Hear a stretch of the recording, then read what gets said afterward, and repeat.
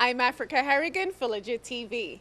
Members of the 31st Legislature, led by Senate President Neville James, met at the University of the Virgin Islands on St. Thomas with the Delegate to Congress, Stacey Plaskett, to discuss the concerns and congressional legislation. Throughout the campaign, I spoke of our pressing need for acquiring capital to address a number of needs here, specifically capital projects throughout the territory.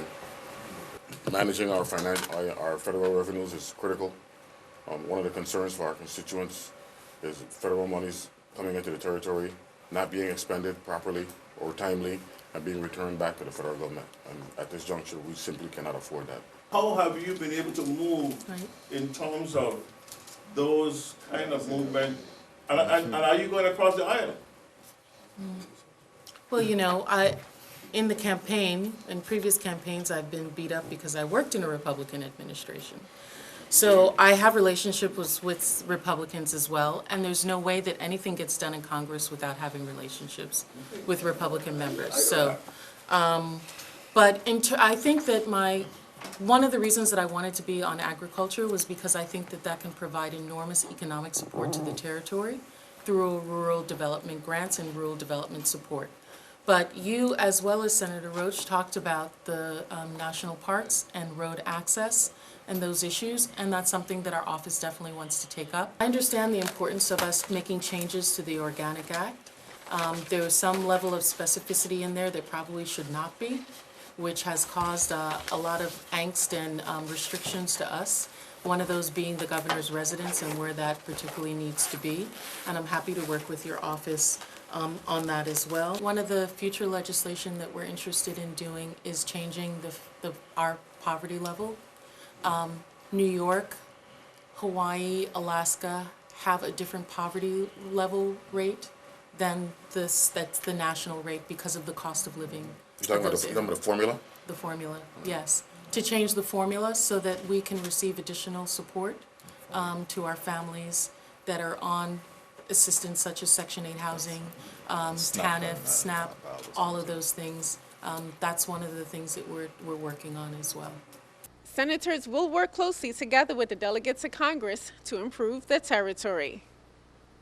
Members of the Committee on Homeland Security, Public Safety, and Justice, chaired by Senator Novelle Francis, went on a site visit of the Alexander Farrelly Justice Complex on St. Thomas to tour the jail facilities on Wednesday. Lawmakers had an opportunity to see bookings, the classification office, transport units, the kitchen, the visitors area, jail cells that houses the mentally ill, regular inmates, and those who are placed into the segregation unit. Senators also visited the only recreational area where inmates are allowed to play basketball or get some fresh air. Some of the challenges of the Virgin Islands Bureau of Corrections are the inadequate air conditioning units, overcrowded jail cells, underpaid salaries for correction officers, and a lack of rehabilitation programs to help inmates to reintegrate into the community. Members of the Committee on Education and Workforce Development, chaired by Senator Jean Ford, went on an assessment tour of 5 public schools in the territory on Friday. Bertha C. Buchelta Middle School, Ivana Eudora Ken High School, Yvonne Milner Bowski Elementary School, Joseph E. Gomez Elementary School, and Emmanuel Benjamin Oliver Elementary School were among the public schools in which lawmakers had an opportunity to tour the facilities. Collectively, some of the challenges of the schools were exposed wiring, broken light fixtures, unpainted classrooms, aging gym equipment and locker rooms, kitchen equipment that needs to be repaired, broken water fountains and water spouts, the lack of chairs in the school cafeteria, unsafe playgrounds, and the lack of staff members. Thank you for tuning in. I'm Africah Harrigan for Legit TV.